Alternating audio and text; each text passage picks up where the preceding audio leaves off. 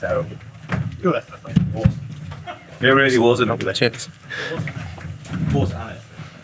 Right, good afternoon everyone. Welcome to the England Media Centre here at KC Parks, joined by Noni Madueke. As ever, 2 questions per person. If we do have time, we'll come back to you. But we'll get underway as ever with Rob Dorset. Thanks, Andy. Noni, lovely to see you. Good to see you too. And listen, mate, congratulations on your World Cup so far. First ever World Cup, and you've started you've played in all 3. How's your World Cup experience been so far? Yeah, no, it's been a good experience. First objective was achieved, so really happy about that. And looking forward to the knockout stage now. From your personal point of view, though, what's it meant to you? Yeah, no, obviously it's a dream come true to compete in a World Cup. Grateful for the opportunity, and like I said, knockout football is where it's at. So trying to be at my best for that. Can I ask you about Jude Bellingham and Harry Kane? You know, just how much admired they are by everyone. How crucial do you think those 2 are for England's chances at this World Cup? Yeah, I think they've been the most decisive.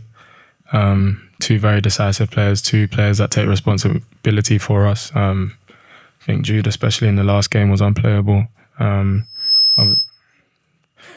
Obviously, you know what you're going to get from Harry in terms of the goal scoring. So, I'm really delighted that they're playing their best football, and we hope it continues for the knockout stages because we need them.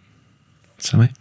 Hi, Noni. Can I ask you a question about your relationship with Bukayo Saka? Obviously known from your club, and it seems to be that you are between you two for that right side. What's it like going up against a club teammate for the same position, and what are the kind of strength that you and he bring to the team? Yeah, well, obviously it's well documented that we're very close.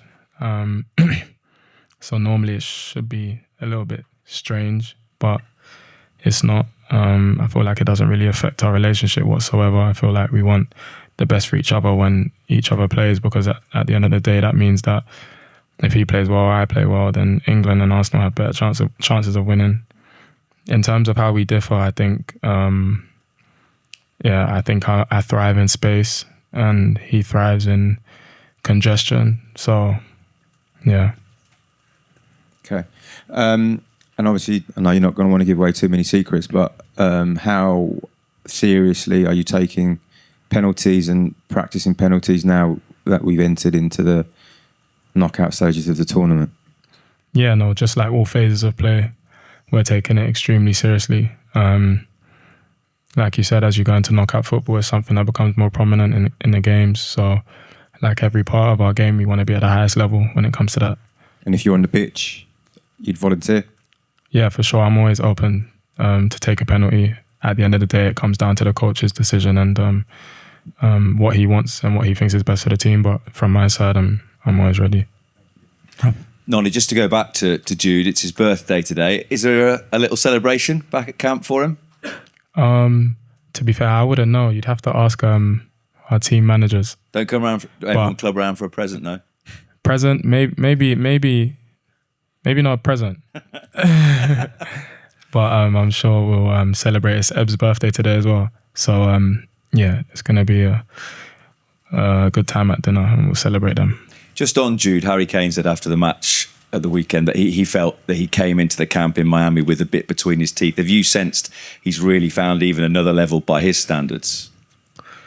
I feel like he's world-class. He's a world-class player. Like every time I watch him, I see the same player near enough every single time. You know, I think the last game, I don't understand how that can come as a shock to anybody.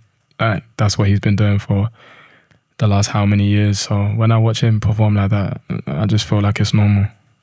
Just on you then, before you use the term healthy delusion about the confidence you have in your own ability, just for people who haven't seen that, explain what that means. And is that super important moving into the knockout stages, that you can believe that you're the man to deliver a big moment for England? Yeah, I feel like you have to feel like that. You're a top player, you're here for a reason, you're playing for your country on the biggest stage.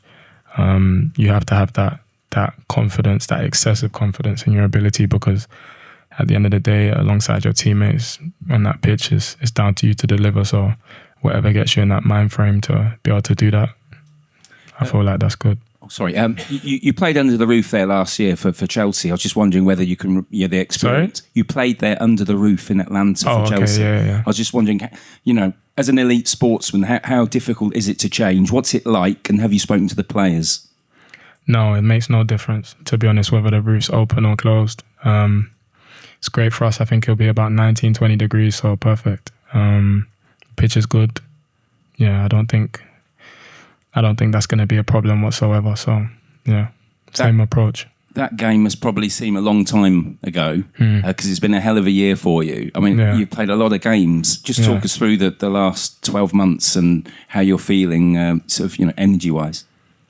It's been a long season for sure, but I feel like all the seasons are very, very long. All the seasons of my career have been long, so it's nothing different this season. But it's been a great 12 months. Obviously, winning the league with Arsenal was great, and then being able to play for my country at a World Cup is, I think, the pinnacle. So it's been great so far, and long may it continue. Hi, Noni. Just wondering what you're thinking about the Democratic Republic of Congo game, what you're expecting from them in terms of style, and obviously a number of their players have or are playing in the Premier League. Yeah, no, I expect a difficult game for sure. I feel like you get to this stage of the World Cup, you can't take any opposition lightly. All the opposition are dangerous. They all have their strengths and their qualities that they try and impose in the game. So this game will be no different. It'll be a difficult game, and we'll be ready from the start. Obviously, you've got to have that confidence, as discussed before. But how is it dealing with expectation as well? Because obviously, there's the bookmakers and everyone kind of expect England to progress and see this as a hurdle on the way to a bigger goal. Yeah, expectation is something I think all the members of our squad deal with on a daily basis. So it doesn't really make any difference to me or to anyone. Hi, Noni. Good luck Wednesday. Who have you enjoyed watching of the other teams? I've caught a few games. I haven't watched every game. I liked watching Brazil the other day. I thought they were good. France have been good. But all the teams have shown quality. The Netherlands were good in their last game. I think all the teams have had performances where they've really caught the eye, including us. So, knockout football now. It's going to be exciting to see how it all unfolds. You've taken penalties. You've beaten Dean Henderson in penalties. How much of it is psychological and how much of it is pure technique? Thank you. Yeah, good question. I feel like a lot of it is psychological. A lot of it is how you strike the ball, dependent on your run-up and whether you stop or whether you wait for the keeper, or whether you just pick a corner and look to strike it as cleanly as possible. So all those things go into it, and it's probably a mix of both. Hi, Noni. Hi. Nice to see you. You too. You talked about Brazil there, and Gabriel Martinelli looks to have just scored the winner against Japan. Oh, top. I was going to say, give some love to your Arsenal teammate if you can. No, for sure. I'm happy for him. I hope he continues to do extremely well, just not if they play us. Well, if we do well in the next two games, we could obviously get Brazil in the quarterfinals. We know there's a problem with right back and injuries. What kind of right back gets the best out of you on the wing? Good question. I feel like a right back that can play the ball into space. Someone that just understands my game when I want the ball to feet, when I want the ball in the space, when to join in and when not to. So, but I think all the right backs in our team kind of understand. We all understand what we want from each other as a right unit. So it doesn't really matter who plays behind. Ed. Hi Noni. Just on you and Bukayo again. You obviously pushing each other at Arsenal and for England as well. Has that helped you? Trying to get to a higher level with having each other to sort of lean on. Yeah, for sure. I feel like you always have to be at the highest level because you have a top player waiting and biting at your heels to try and get in the team. So I think that's that type of healthy competition is good. And but playing for Arsenal and playing for England, you don't really need anyone else to keep you at the highest level. That's a requirement. So And for the Arsenal players in the squad, obviously you've had like such an amazing season and winning the Premier League. Has that given you sort of extra belief in yourself, and to really round it off with something even more special? Yeah, no, for sure. I feel like that winning feeling lingers. It's great to take that into a tournament. Obviously, as big and as prominent as the World Cup, and it definitely fills your confidence for sure. Hi, Noni. Congo are likely to set up pretty defensively, I think, as what is expected. Does it concern you that you guys have struggled a bit to break down other sides, and have you sort of worked on that? Yeah, I feel like not just us. I feel like every team has difficulties with the opposition setting up 11 players in 30 meters of space. It's not easy to break down. I think we've seen other top nations struggle as well. Spain, Portugal in the last game. So, it's just part of football now. Of course, when you play England, naturally you're going to have a defensive approach because of the quality in our team.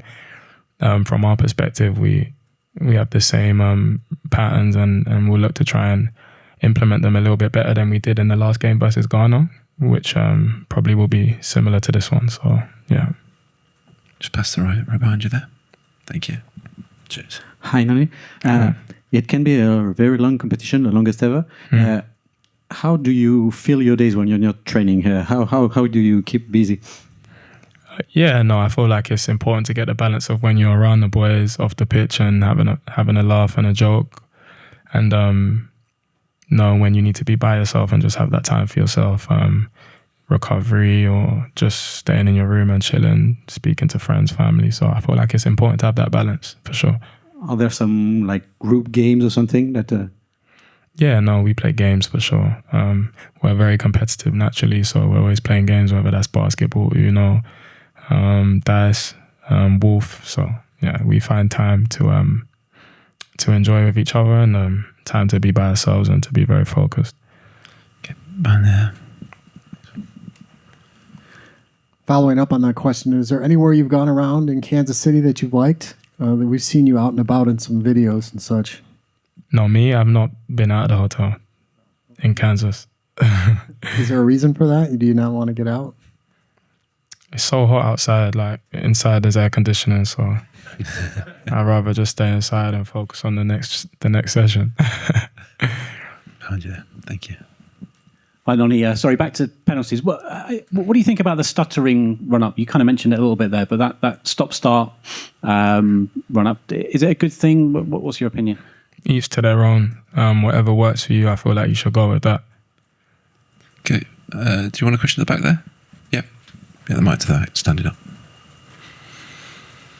Thank you. Cheers. What's this whole experience meant to your family, to the people around you, the people who love you the most, and how excited have they been to see you take part in this? Yeah, no, I think it's an immense source of pride for your family and for your friends and for your loved ones to watch you at this stage. My family have been at every game, so I thank God for that. And it's nice to have that support system for sure.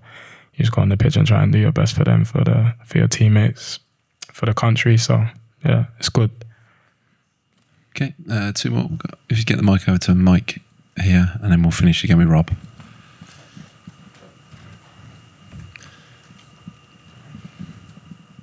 Thanks, guys. I was just interested with your answer on the basketball in particular. I just wanted to get your opinion. Who's the best player in the squad? I'm the best. And are you guys in teams or is it every man for himself? Every man for themselves. We do like shooting competitions, and I win all the time, so I'm the best. Thank you. And just Rob Dorsett back here. Thanks. Two really quick ones, Noni, if that's all right. I wanted to ask you about your relationship, particularly with Thomas Tuchel, because it seems really close. And I know he's close with a lot of the players, but it seems as though he really puts an arm around you, and he's always on you almost. He won't let you rest for a moment, will he? But he's always encouraging you as well. Do you feel that bond with him? Yeah, no, for sure. Since he came in as England manager, he's paid close attention to me and to trying to help me. And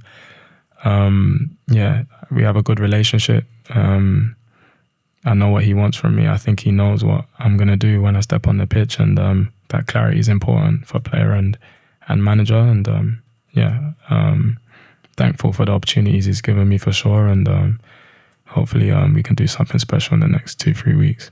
Thank you, mate. Last one is about Jordan Henderson, because I don't think he maybe got as much credit as he might have done after the game the other night, because Harry Kane had become England's all-time leading goal scorer at World Cups. But Jordan Henderson has played in 4 World Cups now, the only England player ever to do that. What do you say about him? Yeah, no, that's unbelievable, an unbelievable achievement. And I think that's a testament to who he is as a player and as a person. Top player and a leader, definitely someone that's greatly admired within the team and within the staff and the players. So I'm made up that he reached that milestone, and I don't know how old he is now. I think this might be his last one, but it's an amazing achievement from him. So really proud. Okay, we do have one last one there at the back, and then we'll finish. Thank you. Hi, Noni. I'm Luis Enrique from Mexico. Obviously, the next rival is Congo, but what do you think about the Mexican national team? Have you seen something about the team, their games? I think it'd be naive of me to not have my full focus on what the next game is, which is the Congo game. I think, God willing, we progress, then focus will switch to whoever the opponent is in the next round. So that's all I have to say on that. Okay, just behind you there, sorry. Been waiting patiently. Thanks. Hello. I want to ask you about the hydration breaks and if you like it, and what kind of impact can it take in the knockout round finals, not only in the stage groups. Thank you. I think I seen something that Mbappe said about it, and it's so true. Football players are so reactionary. Like the other day when the hydration break came, when I just came on the pitch, I hated it. But if it was in a different moment in the game, I might have liked it. So for me, I don't really have an opinion of it. It is what it is. It's something that you deal with, and I don't think there needs to be any big hoo-ha about it. It's all right. It's fine. Okay. Thank you, everyone. See you soon. Cheers. Thanks, guys. Appreciate it.